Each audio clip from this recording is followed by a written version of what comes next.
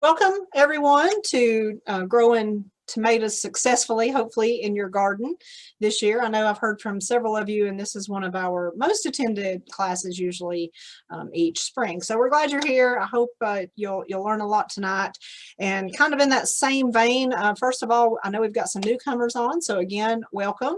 And upon conclusion of tonight's class, y'all will get an email with access links to our web portal, Google Drive, registering for some more classes to make sure you start getting all this information, because April is here and April focuses completely on the veggie garden. So probably more so this month than some of the others. You're going to get a lot of information in those Monday morning emails.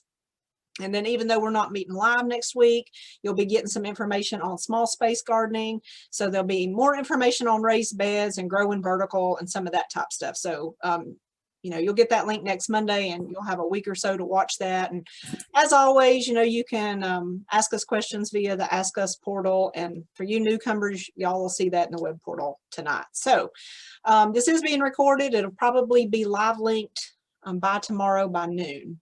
Just kind of depends on my Wi-Fi a little bit later. It's kind of all over the place. Y'all have figured that out so far. Okay, so we'll just go ahead and get started, y'all.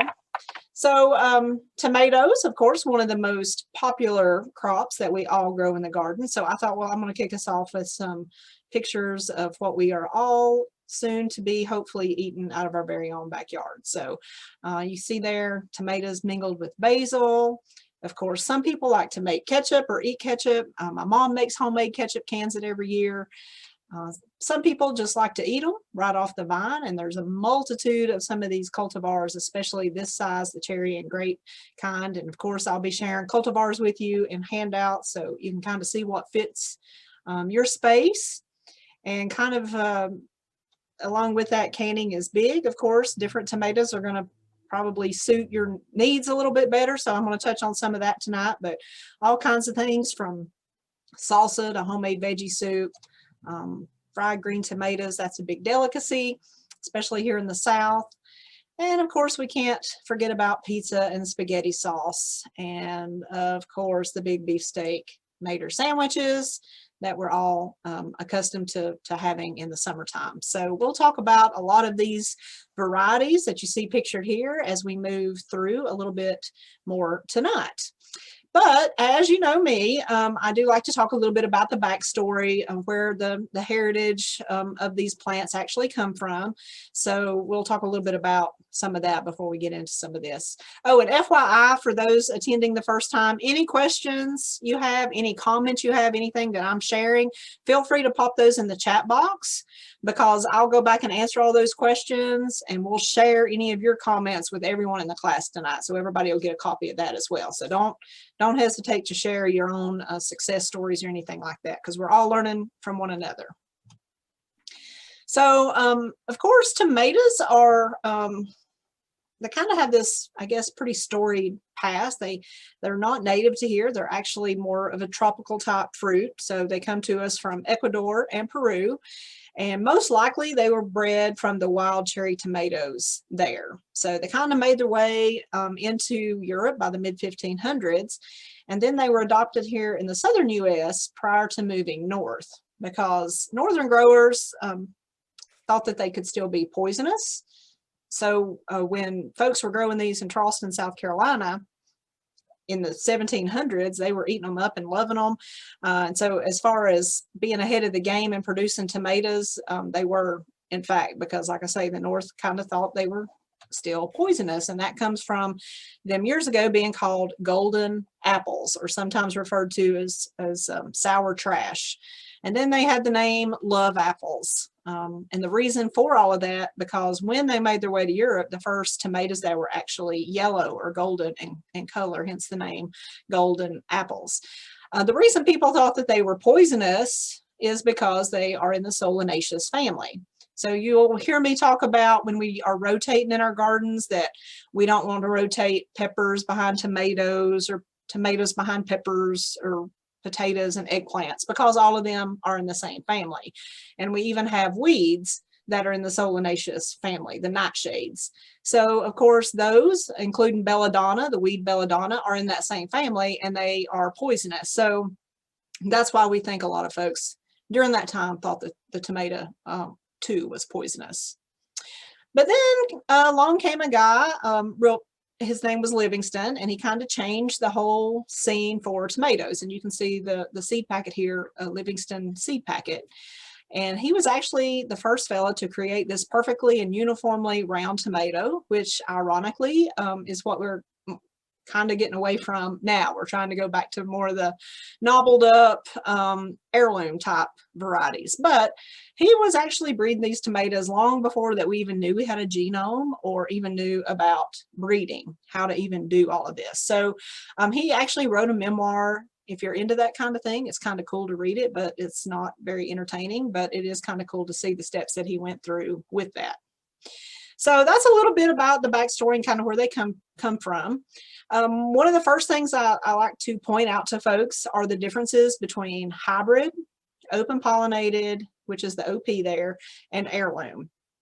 So of course, when we talk about a hybrid cultivar or species, variety, whatever, that's actually an intentional crop that has been bred from two parent lines for some kind of specificity. I can't say that word tonight, y'all, but in regard to disease resistance, probably more than anything else, maybe a little bit of yield in there too. But the reason that we are always telling you not to save seeds from hybrid is because they won't come back true. So that's why we say that.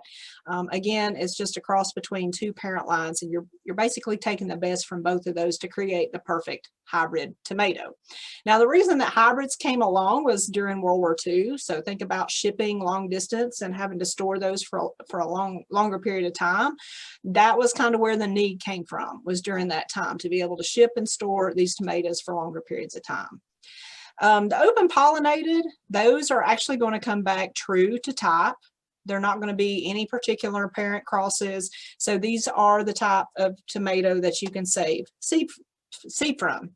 So heirlooms are kind of a little bit of a pickier definition or description of the open pollinated. These heirlooms have been in cultivation for at least 50 years within a family and kind of been passed on from generation to generation. So your heirlooms are actually going to be a type of open pollinated. So here's the biggie. All of your heirlooms are going to be open pollinated, but not all of your open pollinated are going to be heirloom. Okay, so we are starting to see some hybridization on some of these newer open pollinated types. So if any of you are familiar with the green zebra, and I'll show you a picture of that here in a few minutes, but it's not technically an heirloom, even though sometimes it gets lumped into that category just because it was bred from an open pollinated variety. So when we talk about some of these hybrids, like the Big Boy in 1949 from Burpee, you can kind of see there with the ruler how big of a tomato that actually is. This is a variety that has maintained its popularity pretty much ever since, and it's a pretty good testament as how one cultivar can truthfully stand the test of time, and it kind of changed how we looked at tomatoes, the whole hybridization. But then we enter in the flavor saver, and some of you might have liked this tomato. This came about when I was graduating high school, first starting into college, but you see there that it was a GMO type tomato. And just remember, perception is reality. So the first actual GMO was this tomato in the US. So it's not been that many years ago, 20 years. Oh Lord, I'm telling on myself. I shouldn't have shared that about being out of high school. Anyway, this tomato did not taste good. And of course, Europe doesn't do GMO of any type crop. So they were kind of unhappy with the whole GMO thing too. And then when the company created this, they weren't really set up for the demand that they were going to get anyway. So when you look at it from a marketing perspective, it was a great success, but not so much from the commercial production standpoint. It was pretty much a big failure. So GMO tomatoes, they're not going to be difficult to breed, but there's just no demand for these tomatoes today. So that's a pretty interesting aspect, just to kind of throw that out there to you. One of the big questions is, how can you ever choose what kind of tomatoes to grow? And we kind of look at it like this, asking the three questions. Can you manage it? Will it fit in your space? And do you like it? You know, and maybe we as all, you know, all gardeners here are probably guilty of maybe just growing things because it's kind of cool, or, you know, maybe just trying it out for the first time, but we don't maybe know if we like it, but we'll plant 6 or 7 plants. I'm really bad to do that myself. And then I'm like, why did I do that? So when we talk about liking it, it's just thinking about the size and use. Looking at the difference again there between your hybrids and your heirlooms, because both of them are going to have benefits. So I want to just speak to some of these heirlooms, because like I said, there seems to be a trend going back to these heirloom varieties. And so probably some of these you're going to recognize. The big rainbow, it's got that really big size with the gold and red bicolor. It's really meaty, it's mild flavored. I'm not a big tomato fan, but I kind of, you know, as far as heirlooms, would like that rainbow because it is mild tasting. The Brandywine, probably by and large one of the most popular heirloom varieties. It's a large beefsteak. It's got really rich and succulent flavor, makes that old-fashioned tomato, or has that old-fashioned tomato taste, and it's an Amish heirloom, so it's going to be that pinkish red color. The Black Krim is kind of unique because it's a Russian beefsteak. It's got that really deep maroon red color, and it's got a really rich flavor. Now, the thing about these heirlooms, and the reason I spend a little time talking about them, is because they truly are treasures from the past. And a lot of these, like I said earlier, they've been passed down through families for generations, and they tend to tell a story, and they kind of carry on a legacy. So, you know, if you're a gardener and you're into the historical component, even growing these, because I'm not a big tomato fan, but I like to grow tomatoes and green beans, just that I know originated from where I'm from in Western North Carolina. It's just kind of cool to see that and keep that moving, because we don't ever want to lose those folks that are saving seed to be able to carry that forward, you know, to future generations. And again, it was just the whole World War II thing, when hybridization occurred, is kind of when we started moving away. There was a little bit of shift from those heirlooms at that time. So when we did start hybridization of tomatoes, many will say that we sacrificed taste. Many think that the heirlooms are superior in flavor, but sometimes they're going to be lacking in disease resistance. So that's kind of the trade-off when we look at these. So I digress there just a little bit. The Evergreen, that is a green with yellow highlights, very similar to the green zebra. That's the one I was talking about a minute ago. It's not truly an heirloom. It is an open pollinated, but it tastes like an apple. It's got a really sweet and zingy flavor, and it makes a beautiful addition to any of those other tomatoes when you're serving it. Stupas, that's a Czechoslovakian tomato. It's going to do well in cooler climates, northern climates. It's really early to ripen, probably more so than some of our other heirloom varieties. It produces well. And then your yellow pear. These are heirlooms. You know, one plant will feed you, you know, for 10 years at least. It's just an endless supply of those little yellow bite-sized pear-shaped fruit. Really mild flavor.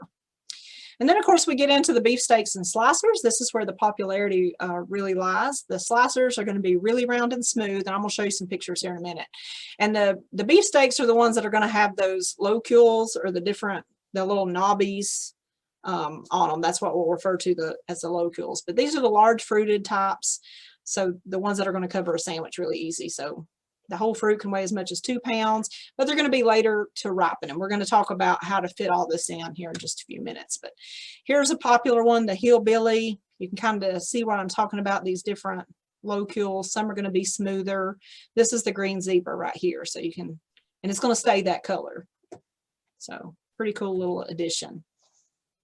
The Cherokee purple, and y'all know this is probably popular with all of you, but there's some really cool history here as far as the genetics with this tomato, because as tomatoes are ripening, the green pigments, which is the chlorophyll, like you see here, that breaks down. So the lycopene, which is the red part, can actually increase. So that's how that transition occurs in all tomatoes from green to red.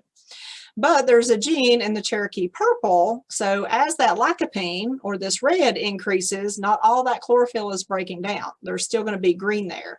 So that's why we end up having that color purple while it's turning red. So that combo of green and red is just making them that chocolate color, just as an FYI. And just to kind of expand on that, the history is linked to Tennessee because it was back in 1990, and of course heirlooms had kind of lost their place at the table there for a little while.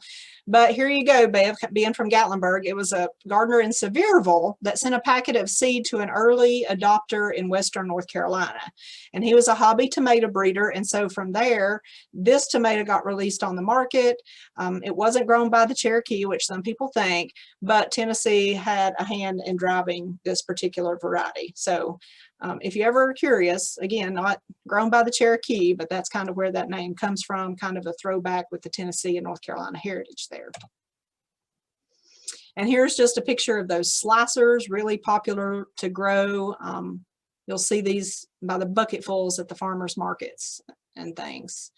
And of course, the cherry and the grape, they're really small. The tiny Tim is, or the sweet 100s, either one, are going to be really high in flavor, really sweet. And you see there, one cherry tomato plant is going to be enough to feed a family. But we also have the golden, the sunny taste, as we like to say. This is Sun Gold.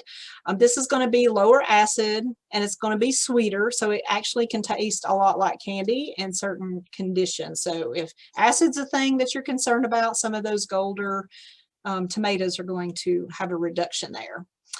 This is one of the paste tomatoes, just really high lycopene. Tomatoes are going to be high anyway, but you see that's an All-American selection winner. This one is specifically called the Valentine.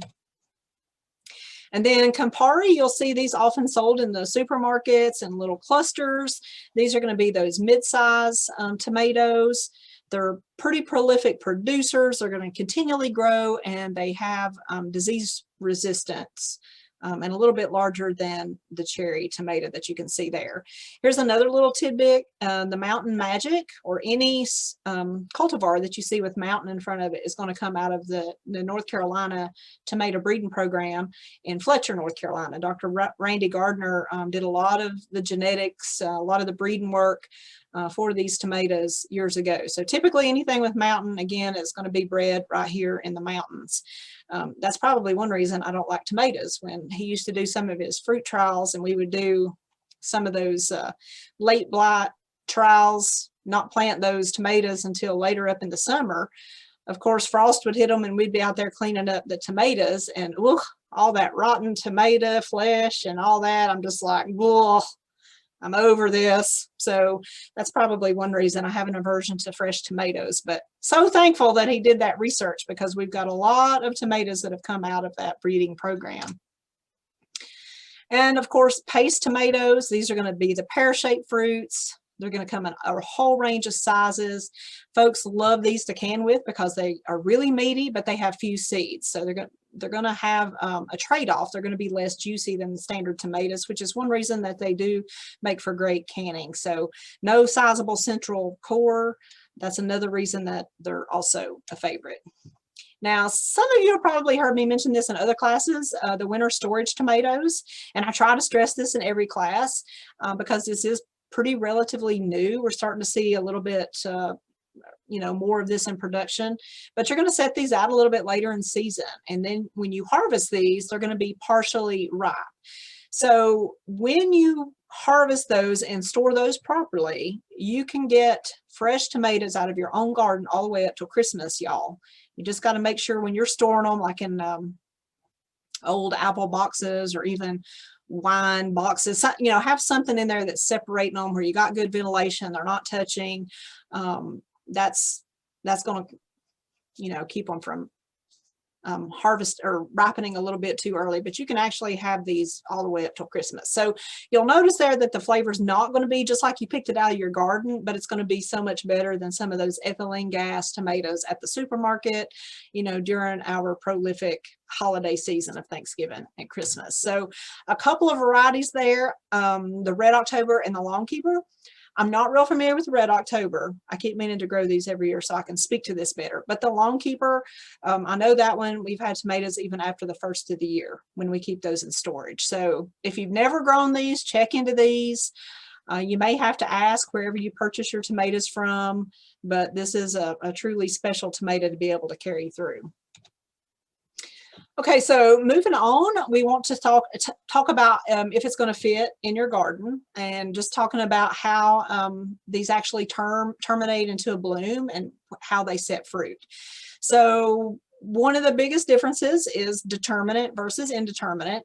Many of you probably know this terminology, but I like to go over it just to kind of bring everybody up to speed and kind of serve as a refresher.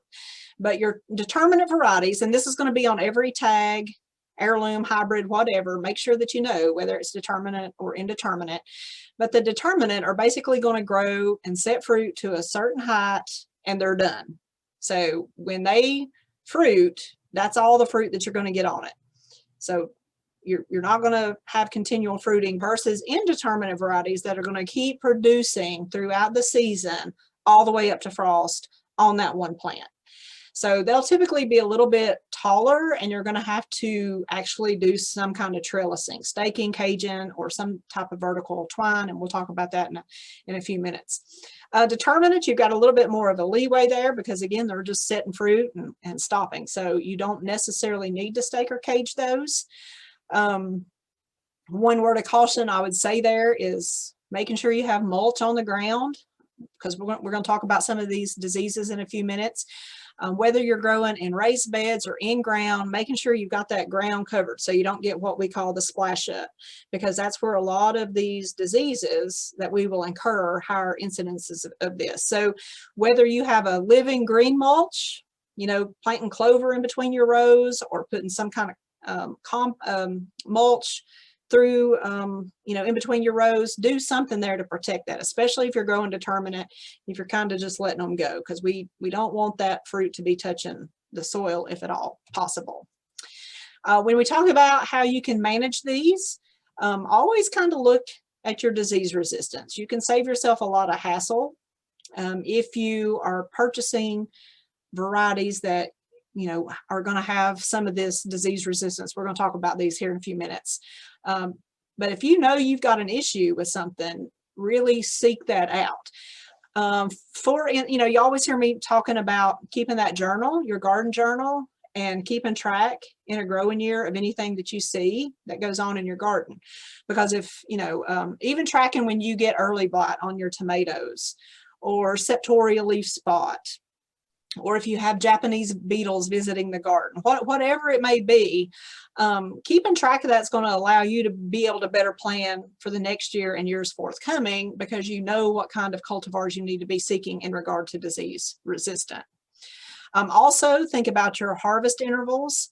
If you're growing heirlooms, those have got to be picked fairly quickly. You can't leave them on the vine. I'm going to show you some pictures about how tomatoes crack, and I'll talk about that a little bit later.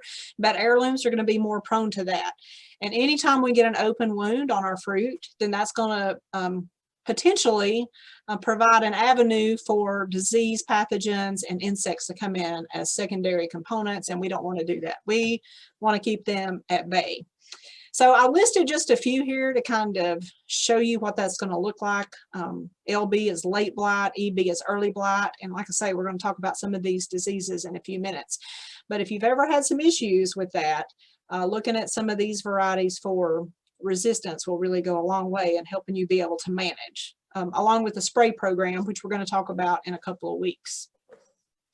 One thing just to mention, we've come a long way with some of these new cultivars in regard to disease resistance. It's pretty cool to see just how far we truly have come. We've been able to kind of pick and choose to make smaller fruit, plum-sized tomatoes, determinate slicers, all kinds of really cool things. So let's talk a little bit about planting, training, and feeding. Do remember, again, I kind of started us out with the tomatoes coming from Ecuador and Peru. So in its native environment, it's going to be a short-lived perennial. So, you know, we don't grow that as a perennial. Obviously, we grow them as an annual plant. Do remember that they can range all over the board from really tall indeterminate varieties to pretty strong determinate. You can have erect plants, semi-prostrate, or vining. Remember your tap roots, and we're going to talk about how to plant these in a few minutes, but they can have pretty extensive tap roots, so we want to be planting those as deep as we can. They're going to have perfect flowers, so there's no nectar. Crossing by bees does occur, and then the fruiting and the color of these are not going to be environmentally triggered. So some of these are going to be, like I say, self-pollinating. Both male and female parts are going to be on the same plant. No day length is going to be, again, triggered by the environment. That's kind of what that means. The tomato plant itself, it is a fleshy berry by botanical terms. Anytime you see the red tomato, that is lycopene, and we've heard that touted from the health food vantage point. But there are other carotenoids and xanthophylls, which are the orange and yellow compounds. And what this is the skin and flesh color combined. So red tomatoes actually have yellow skin, y'all, but they have a red flesh. And then your pink tomatoes have a clear skin with pink flesh. So it's the combination of skin and flesh is what produces the color that you're seeing. I'm not going to mention a lot about growing transplants because we're kind of past that window right now, but I do want to say that this is an important step for y'all if you're purchasing plants, to really inspect and investigate those plants when you purchase. And I've been called down a few times because I think I embarrass whoever I'm with. We won't say names, but I will pull the plant out of the pot. I will look at the roots to make sure that I can see white roots, that there's no mushiness in that root ball. If you just see mush or brown roots, then that plant is off to a bad start, right? So pop those out of the container, make sure that you've got healthy transplants. Let's see if I have this in here. Oh yeah, signs of damage. This is a biggie, and this probably is not the best picture, but I'm going to try to point out a few things. When you see this yellowing, I don't know if you can tell that all of this on this picture is kind of light green in color. Those plants should be darker green than that, first of all. But the giveaway is this yellow in between here. So typically what that's going to tell us is that we've got low nitrogen on those plants. Now, right now in this transplant stage, we need to have some nitrogen. That's kind of what's going to give us that green. We know that that plant is healthy. Also, I don't know if you can tell that this is kind of leggy plants. Kind of see it's kind of persnickety, kind of bending out of the pot there. It's a little leggy. It's a little spindly. What we want is a shorter, stockier plant, okay, and dark green in color. We want to have the plants already on their way really to fruiting capability. So you want to have at least 3 leaves on that plant. That shouldn't be a big deal. But then also investigate the leaves. And can you tell some of these white spots here on the fringe of these leaves? Well, that's insect damage. Now, a lot of folks might say that that's just water-soaked spots. We can see some leaf curling here, but actually what that is thrip damage. So thrips are this little beast that can actually be a vector for some of the viruses, like tomato spotted wilt virus. So if you're taking these transplants from the nursery or wherever, greenhouse, to your home, then you're also carrying that insect with you, which is potentially just going to perpetuate the problem over and over and over again. So that's why I'm spending a little time preaching to y'all. Just make sure that you select healthy transplants right out of the barrel. When you do purchase those dark green transplants that are stocky, we want to make sure that we harden those off before we set those outside. So what does that mean? I would say we want to gently expose them to hardening. We don't want to severely stress the plant. So basically what we want to do is expose them to an increasing number of hours outdoors each day. So you're going to start in a relatively protected area, just like where you purchased them from, out of a greenhouse. And you're going to gradually work up to leaving them out all day. So after a week or so, that's when they're going to be ready. You can also harden with low water, but not temperature or fertilizer. So just kind of keep that in mind. In the past, we used to say that cold temps could induce hardening, but that will lead to later fruiting of your tomato plant. So keep that in mind. As far as fertility, we don't want to starve them either. So also remember that. We just want to acclimate them to higher amounts of light and let them dry out between watering. That's the big takeaway. Acclimate to higher light and dry them out between watering. So that's just moderate stress on that plant. So what I'm pretty much saying is that if you're purchasing tomatoes, say, May the 5th, then you're going to go in ground with them 10 to 14 days later is typically what we would recommend. Don't plant those directly from a greenhouse setting because it's just going to stress those plants. I've probably already touched on all this, but just another reminder, when you do set transplants out, do it on a cloudy day or do it later in the afternoon to avoid the hot sun. That's just going to stress them that much more. Be careful when you remove that root ball from the container. And then we want to set those transplants at least as deep, preferably even deeper than they were produced. And then at the same time, we're going to use a soluble starter fertilizer. So Bev, you sent me that question, and I'm hoping that I'm answering some of these questions as we move along through here. So what does that mean exactly? So I will often use the trench method for planting, even if I've got short, stocky plants, because tomato plants are pretty cool because they have these fine root hairs that you see all along the stem, but this is what we call adventitious roots. So basically anywhere that soil touches that tomato plant, it's going to put forth roots. Okay, so that's just going to make for a better plant in the long run. So you kind of see how this is laid over to the side. That's what we call trenching. So you don't want to just, well, here's the biggie. Don't get out the post hole diggers and try to plant this. And I've seen people that try to do that. You don't have to go directly into the ground and dig to China to plant these plants. But if you do plant that way, you want to at least plant, up to a few inches up on that stem. The deeper you can plant that plant, the better off you're going to be. Remember, stocky transplants are going to be best, but if you do get transplant like this, that's okay. Just plant them deeper. The thing to, again, kind of remember is that don't plant so deep, this is where the post hole diggers come in, that they're in wetter, cooler, or lower oxygen levels, because remember how all of that works deep into the ground. These tomatoes have that big taproot. But once we get too deep early in the season, that's going to stress them that much more because the soil temp's not warmed up all the way down that deep, right? So that's another reason if we're trenching them like this, we're not going to induce that type of stress on them. Plus, we're not taking away oxygen to the root system. So if you've never trenched tomato plant, try it this year. See if you like that a little bit better, because typically those plants will out-thrive any tomato plant you try to set, I can't show y'all, really, really deep into the soil. Keep it in that same vein. When we talk about soil temperature, that is very important. So purchase a thermometer, just for your garden to kind of know what that soil temp is going to be. I put this up here so maybe you'll remember the interstate sign. That's kind of how I remember things. I'm a visual learner, but 55 to 60 is going to be your optimum soil temperature, and that is going to be so different from what our ambient temperature is that we're feeling.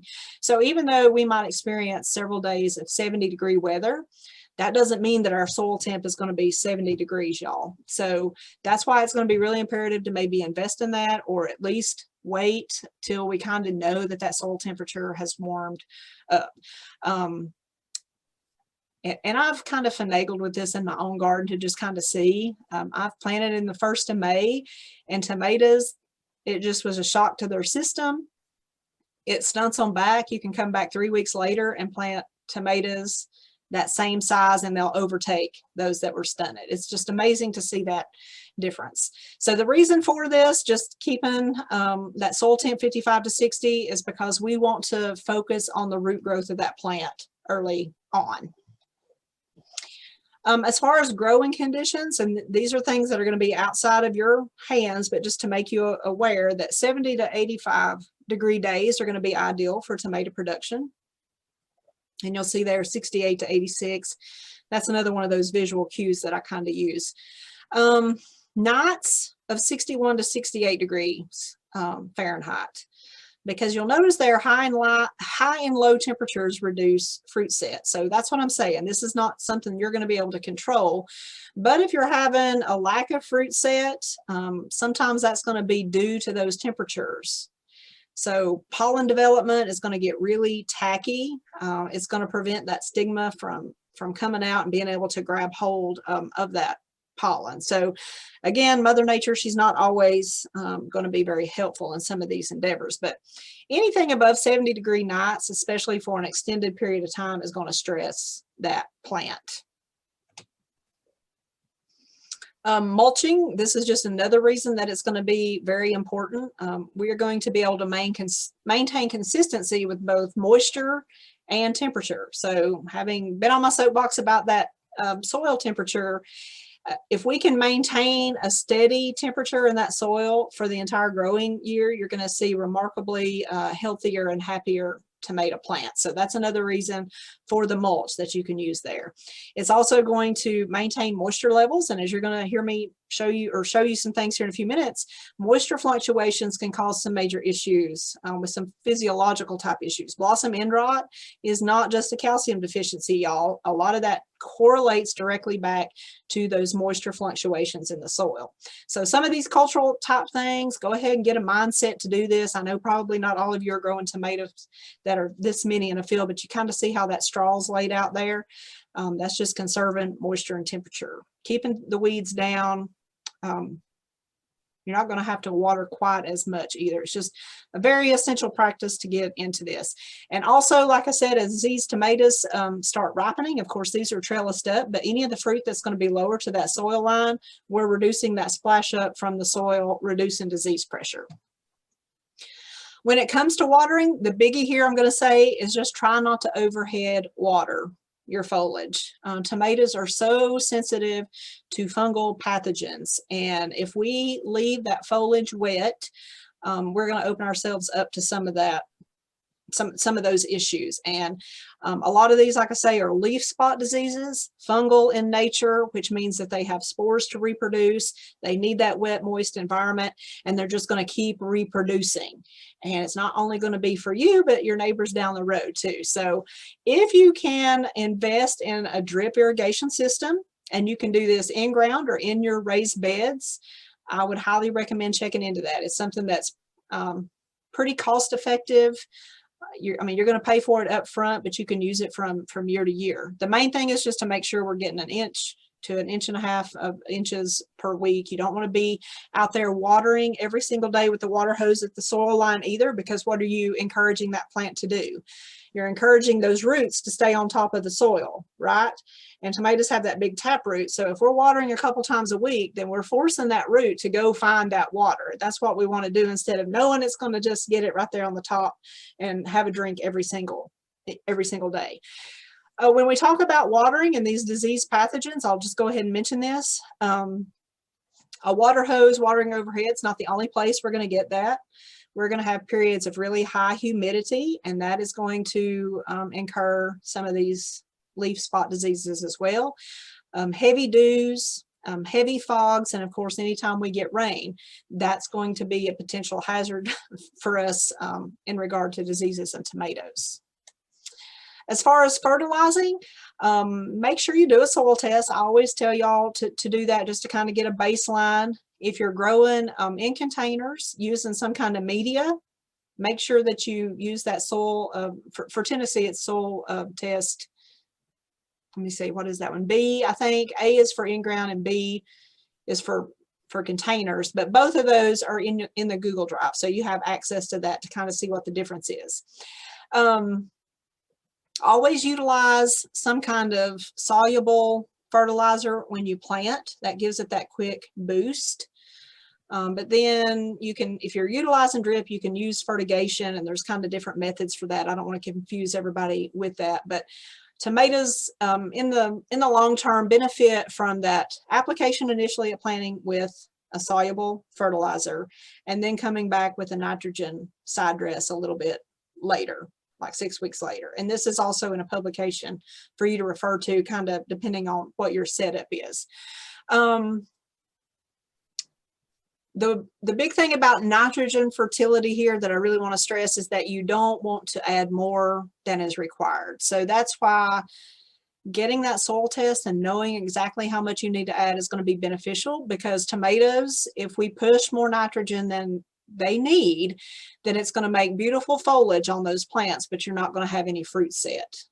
So again, using that fertigation, soluble fertilizer at first is going to be balanced with phosphorus and potassium, which is for the roots and the fruit development as well.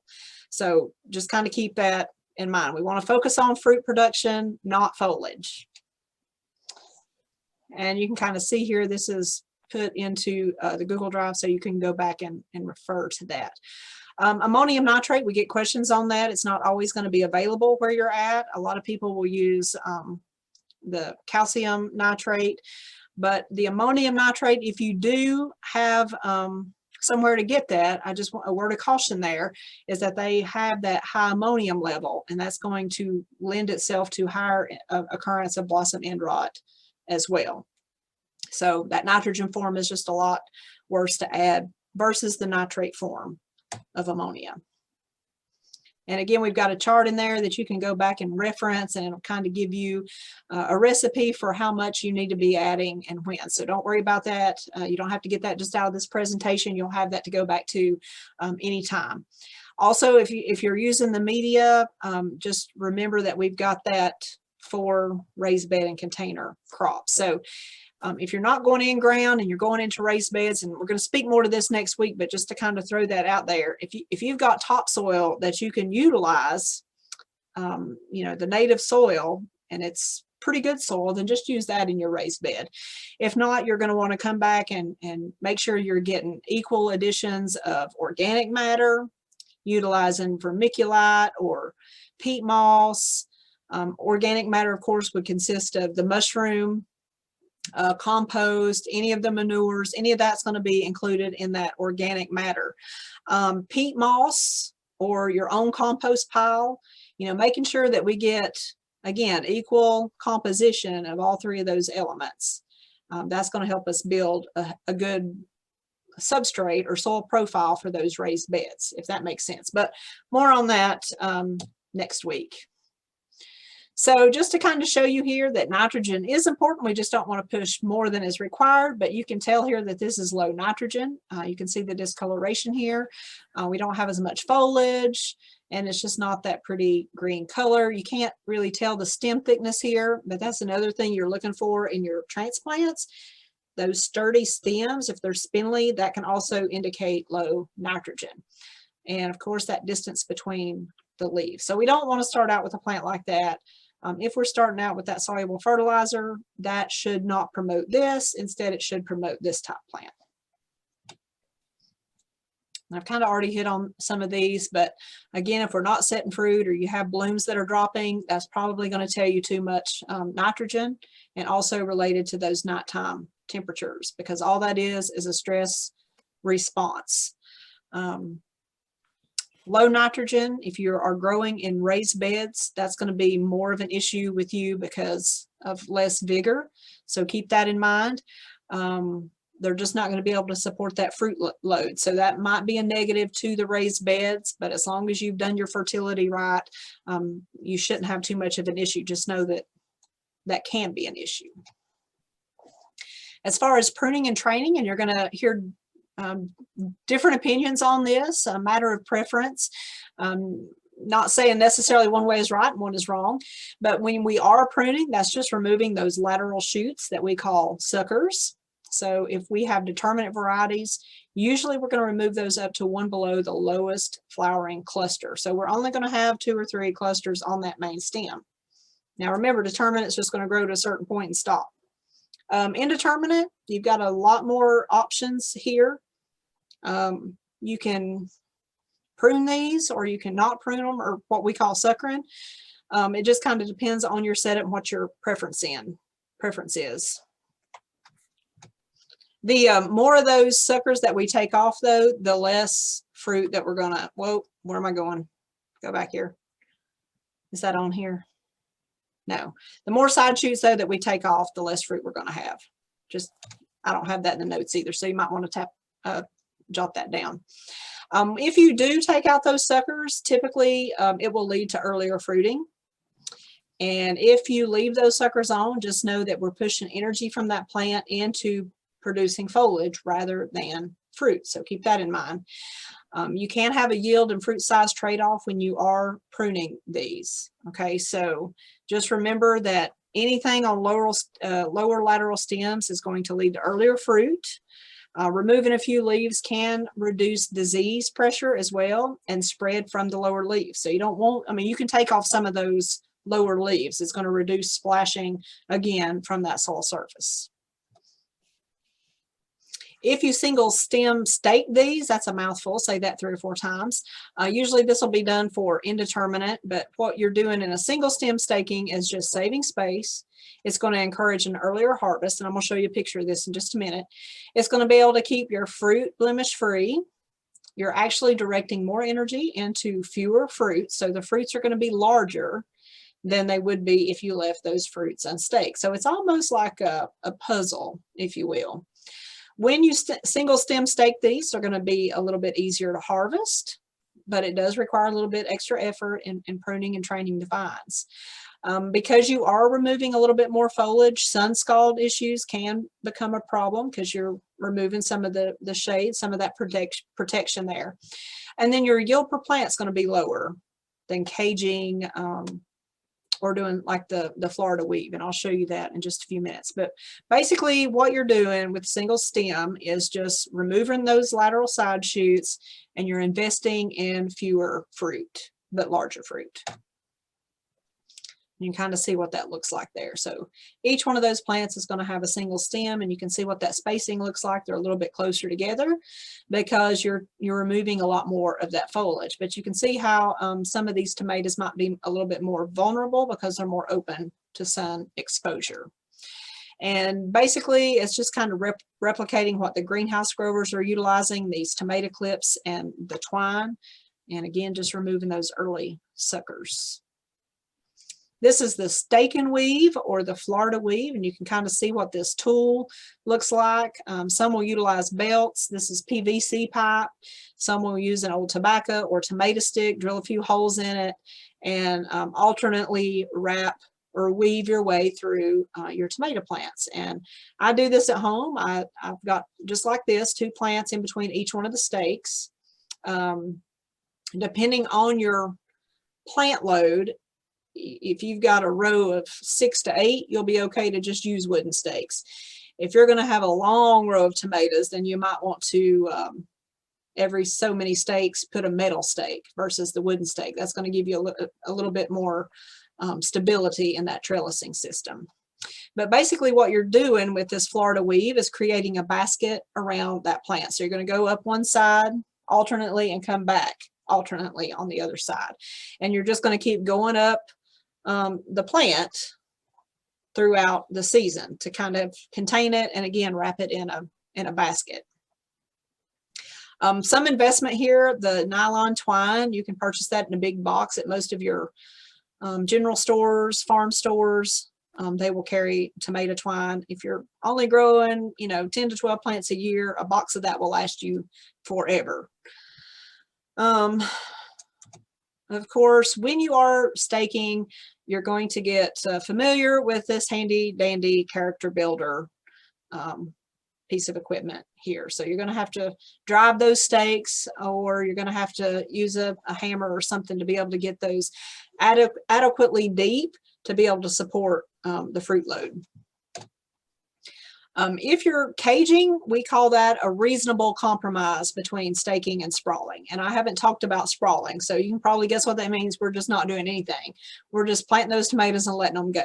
So if you are doing that, that's where you really want to make sure that you've got some kind of mulching system in place.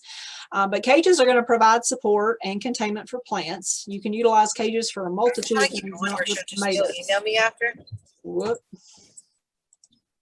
There we go. You're not going to have to prune these plants. You're just going to cage them and kind of let them go. Sun scald's not going to be an issue.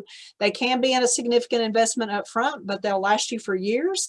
If you do go with cages or you're utilizing those metal stakes or anything like that in your garden, make sure at the end of the year you're sanitizing those, you know, using that 9-to-1 bleach concentrate just to make sure we're eradicating any kind of disease issue we might have had in the garden. So we don't want to be carrying things from one year to the next. This is going to be in your Google Drive. I'm not going to expect y'all to read that. I can't even read it myself, but it's just supporting and pruning needs to fit your garden. So you can go through this flow chart and figure out what works best for you in your system. Harvest and storage, you want to pick ripe and store it at 50 to 68 degrees. You're going to pick at breaker stage, and this is where I'd like to ask if anybody knows what that is. But breaker stage is right before they're starting, or where they're starting to color on the bottom of the fruit. So they're starting to turn. That's what we'll refer to as that breaker stage. We want to pick them right because that's where the flavor is at, right? They will continue to ripen though, even after you harvest them. But when we're talking about harvesting, there's a lot of things that come into play there. So sugar, acid, and aroma compounds are all going to play a big role in this.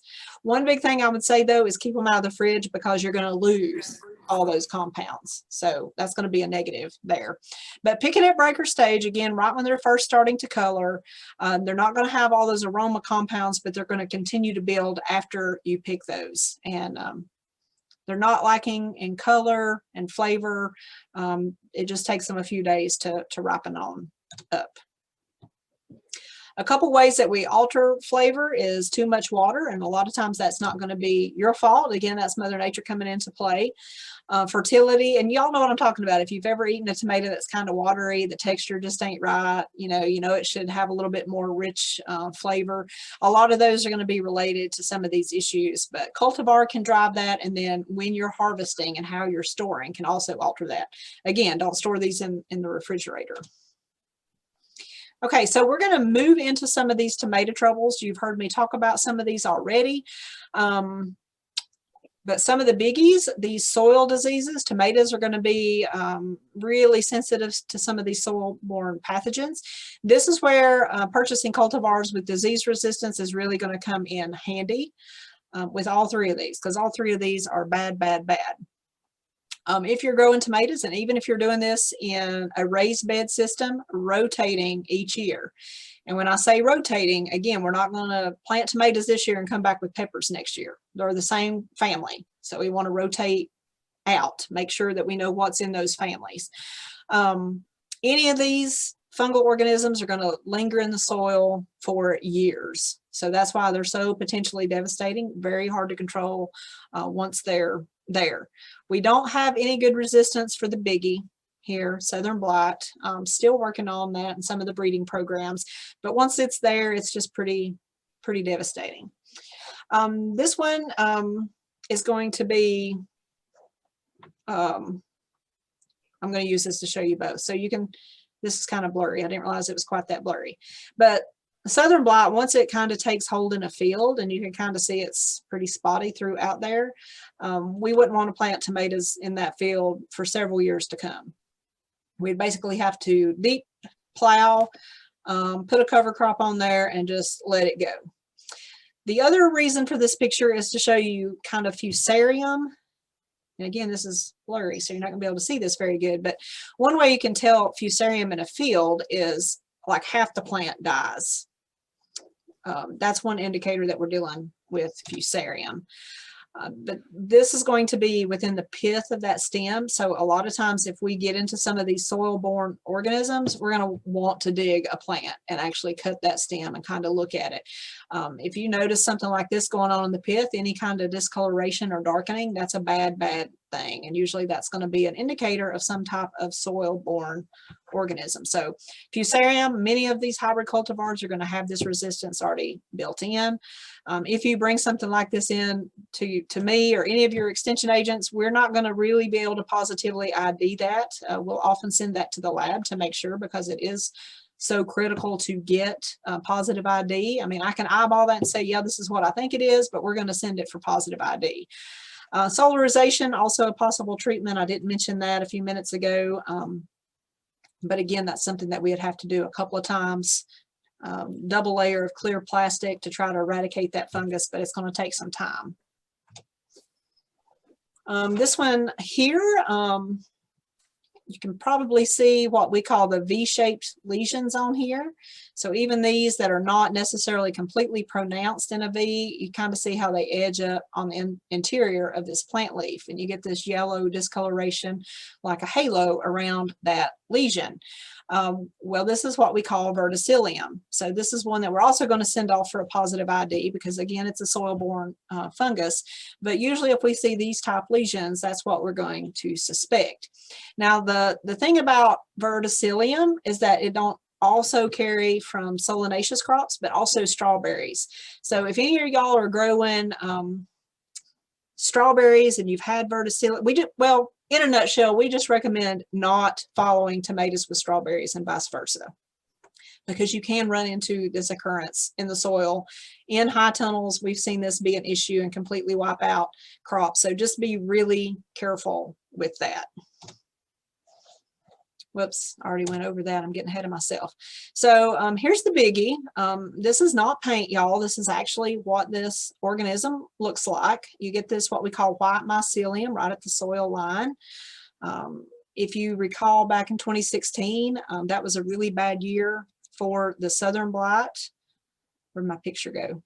There it is, blowed up a little bit more. So digging this entire plant up, you can see how it's affecting the stem. You can see those lesions in the mycelia in the soil. I should have a picture here that shows this a little bit better, but you can see how that stem canker has created basically no root system there. But these are the little sclerotias, these little seed looking things right here. Is, you know, as these drop off into soil, that's just perpetuating the problem. So that is where the problem actually lies. That's why it's so hard to get rid of. If you see this in your garden, you want to be as careful as you can and get that out of there. We don't want these to keep reproducing, but that's why we say don't just leave it, get it out, burn that plant material. So we know it's already contaminated that soil, but we've taken a step to at least try to get that out of the soil there. So just a big, bad, ugly soil-borne disease that we have no resistance for, and it's just a total bummer.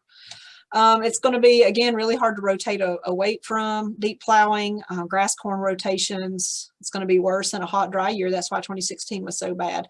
Grafted tomatoes are on the horizon. I don't know if any of you have heard of those. We've actually had our hand at trying to do some grafting tomatoes. I'm not really good at it, I'll just confess. But they do provide a little bit of resistance because, of course, we're taking a rootstock and grafting a particular tomato that we want with no disease resistance. So that's kind of how we're getting away from the high prevalence of southern blight. But it's going to take us a little while to fully get there.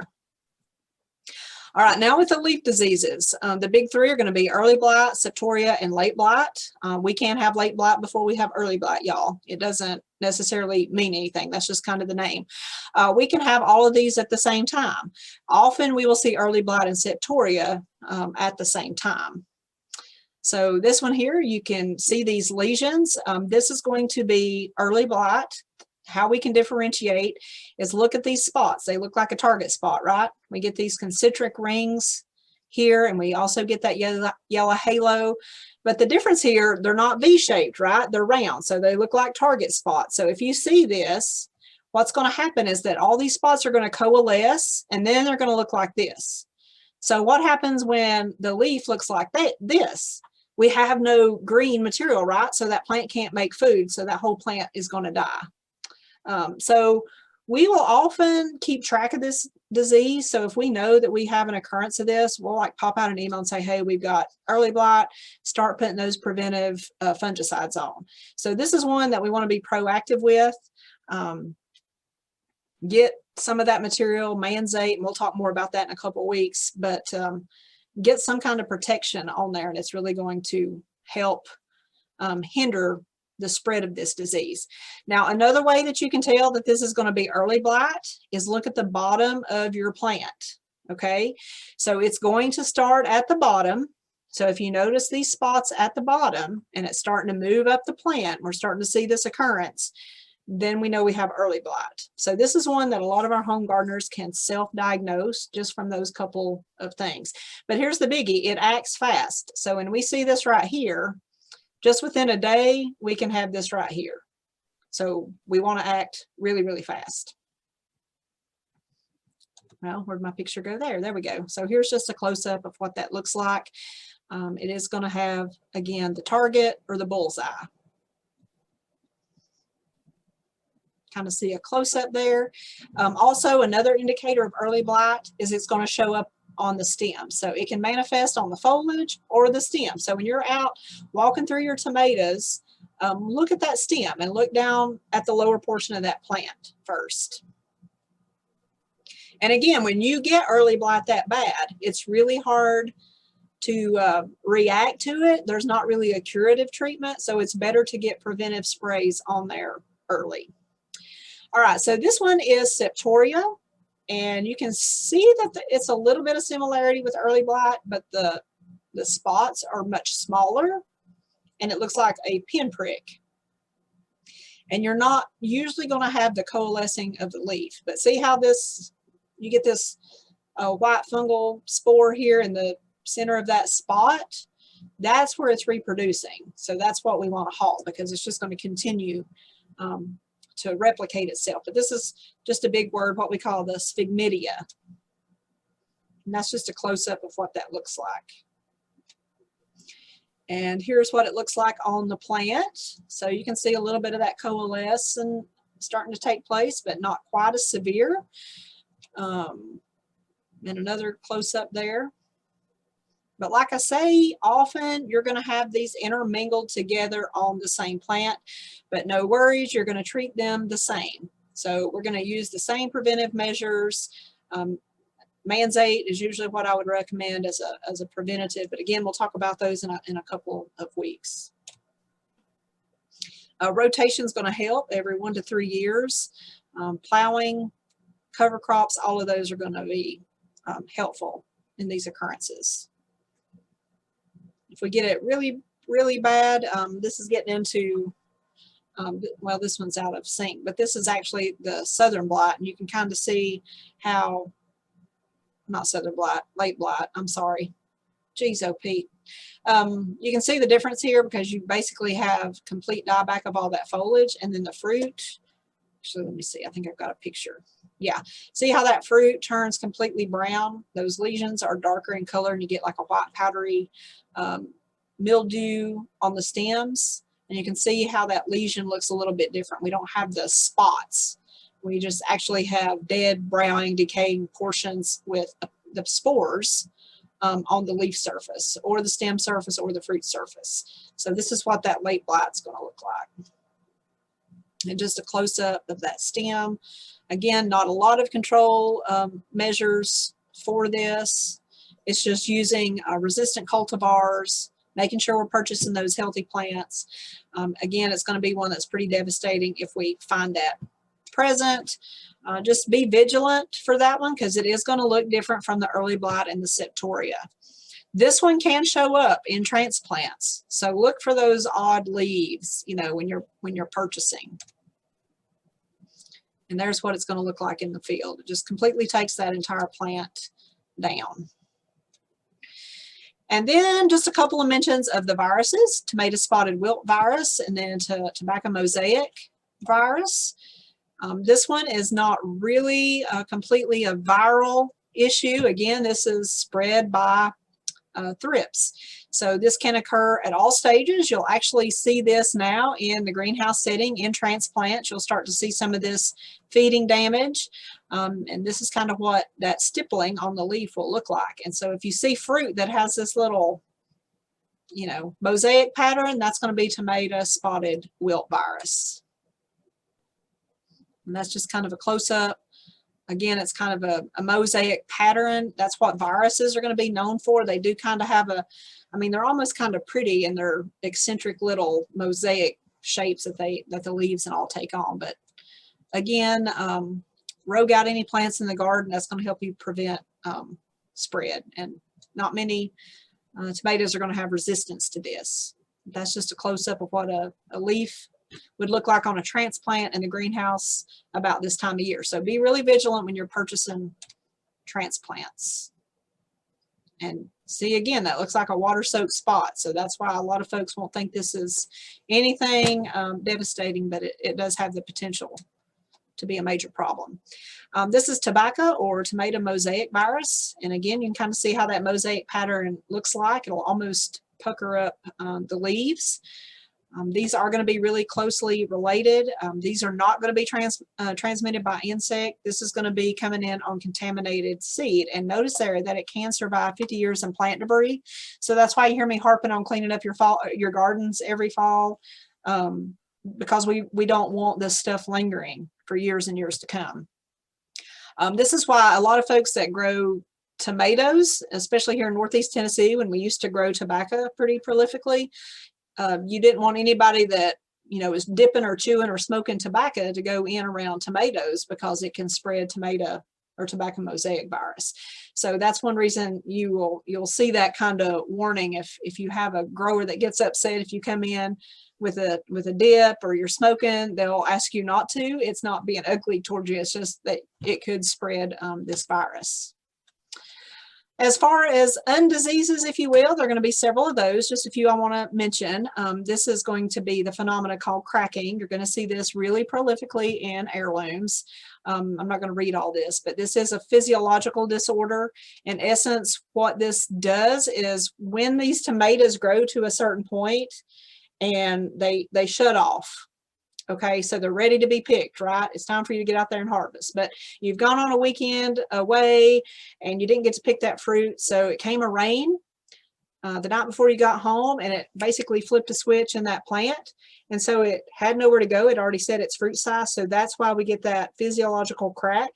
And when we do this, this is when it opens us up to some of those secondary pathogens. So we want to get that picked as soon as possible so it don't open us up to other diseases. So it can be as big as that or something as small as this, but either way, that's where that's coming from. Okay, and this is another physiological mutation, and it's kind of what it looks like there. It's called cat facing, and that's just poor conditions during blossoming. That's poor pollination. If you've ever seen a cucumber that is like squished on one end, it almost looks like a crookneck squash, skinnier on one end. That's also lack of pollination. So in tomatoes, it presents itself as cat facing. Also, if you've had or sprayed 2,4-D, if you've got farmers that maybe have sprayed 2,4-D in the fence row or something like that nearby, 2,4-D can drift, and it can also lead to the potential of cat facing. So many different things that could cause this, but it's all going to be stress related. Then blossom end rot, you've heard me mention this one a few times tonight. Essentially, this is one that's going to be stress related. If we're severely pruning, that's going to cause those plants to have a higher occurrence of blossom end rot, just a little bit of stress there. Some tomatoes, specifically some of your hybrids are going to, your heirlooms are going to be a little bit more susceptible to this than some of your some others. So some of it's just a cultivar thing. Mulching and uniform watering is going to help prevent blossom end rot. Again, it's not just calcium deficiency. This is not the best picture I could have showed y'all, but this is potential herbicide damaging. So often we'll see those tomato plants turn white and they'll get that twisting formation. And these stems will almost feel rubbery, like you can't break it off if you get a really high occurrence of some kind of 2,4-D or phenoxy herbicide injury. And that happens a lot here in Northeast Tennessee. It won't necessarily be the homeowner that's sprayed 2,4-D. It's one of those that can literally volatilize and move for miles off target. So it may not even be your next door neighbor. If it's a really windy day or a really hot day, then again, this chemical can move for miles and cause this kind of damage. So we've seen some plants that'll come out of that. It'll just severely stun them. And we've seen some plants that'll completely kill, but a lot of folks don't want to eat tomatoes that have potentially had 2,4-D on them. These are spider mites, so anytime you see some of that speckling, a lot of times that's going to be the actual spider mite itself, but you can also see the feeding damage there. And then we have the tomato and the tobacco hornworms. If we've got a good biodiverse ecosystem in our gardens, you know, we're planting companion plants. A lot of times we're going to have beneficial predators that are going to feast on these hornworms, and oftentimes they're not going to be much of a major problem, but you're going to have to build those populations of the good bugs before that can occur. So this is actually the use of a BT, Bacillus thuringiensis, on a hornworm. So if you don't have those populations built up yet, then we do have some tools in our arsenal that can take care of some of these issues. But again, we'll speak more of that in a couple of weeks when we talk about integrated pest management. But I wanted to make sure that just for tomatoes, y'all had we're keenly aware of some of these issues that can be pretty threatening to the crop. And so the more you expose yourself, just the more that you get acquainted with some of these, the more you're going to know in the future. And like I said before, we really try to communicate with one another. So if we know early blight or septoria is in the area and you're on my email list, you know, I'll send an email, hey y'all, this is, you know, we've seen this, you might want to start treating tomatoes. It's better to be safe than sorry for some of those type occurrences. So we're going to finish up with that tonight. Just a reminder, when you get into the web portal, you'll go up there under the 2021 schedule and click on there, and gardening will pull down for you. It's not going to let me do that because I'm not live right now. But anyway, from the gardening, you'll see some other topics that we did last year that I'm going to be sending out to y'all in the coming weeks. Also, our variety trial results are going to be on there. And I have that here. I was going to go over that, but we've run out of time. But that handout's in there. So flip to the last 3 pages of that handout and you're going to see some of the cultivars for all veggies in your garden that we recommend, that even you as Tennessean, if you were involved with some of our home garden veggie trials, actually helped us decide and determine that those were some of the better cultivars. Also, our 2021 garden calendar is on there, so you can link in and find some helpful tidbits every month of the year, every day for gardening as well. And then on that gardening, if you go up under 2021 and you'll see gardening, if you click on the little arrow that drops down, you'll get the tomato page. So there's going to be resource material here in blue that you can click on, and then of course just on the gardening page, and the video will be there. This is last year's video, but I'll put this year's video on there instead. But that is all we have for tonight. Let me stop share here so I can see everybody. What we'll do next week is, again, small space and raised beds. So I'm going to send you out some videos that are going to focus on those issues. And then the next week is integrated pest management, and we're going to talk about some organic and conventional methods to control not just tomato diseases, but we're going to focus on the vegetable garden and some things you can do to be preventative and proactive. And then if you do get some things that occur, what you can do for a curative fix. So we're going to provide you with a toolbox in essence to be able to do that. And then we'll finish out April with potatoes and root crops. So you'll be getting several videos. We're not going to do all of these live just tonight and then 2 weeks from now. But as always, if you have questions, don't hesitate to reach out. Utilize our Ask Us portal. I see Glenn on here right now, so he is the man with the plan. If you're submitting questions via that portal, there'll be one of 5 or 6 of us that'll get back with you as soon as possible on that. So don't hesitate to reach out. We want you to be successful in all your gardening endeavors. So I will get that chat box. Any questions? Get those assembled and all this information sent out to you tonight or first thing in the morning. And then next Monday I'll be sending you out material. So just stay tuned, and I will see all of you in 2 weeks. Thanks, y'all.